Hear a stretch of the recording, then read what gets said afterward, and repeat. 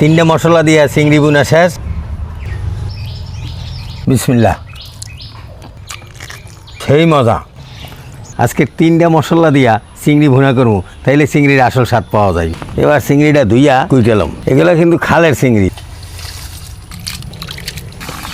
এই যে ধোয়া হয়ে গেছে, এখন কুইটে নিম।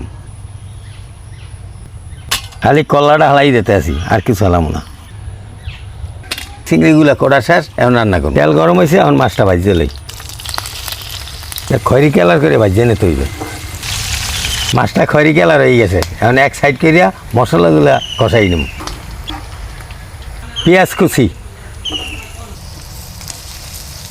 পেঁয়াজটা প্রায় খয়রি কেলার হয়ে আইছে। মরিচের গুঁড়া, হলুদের গুঁড়া, লবণ, মশলাটা ভালোভাবে কষাই তার মাছের সাথে মিক্স করে নিব।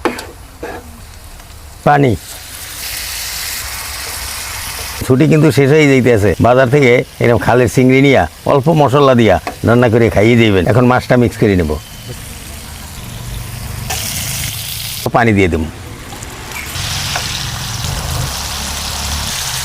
খালের চিংড়ি ভুনা ভাতের সাথে একসের মজা হইবে। কয়টা কাঁচামরিচ দিয়ে দেব।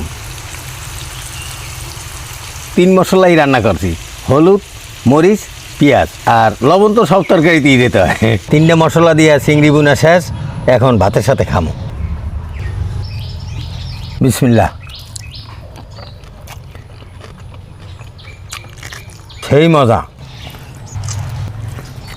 আমার জন্য দোয়া করেন, আমিও আপনাদের জন্য দোয়া করি। দেখা হবে নতুন কোনো ভিডিওতে।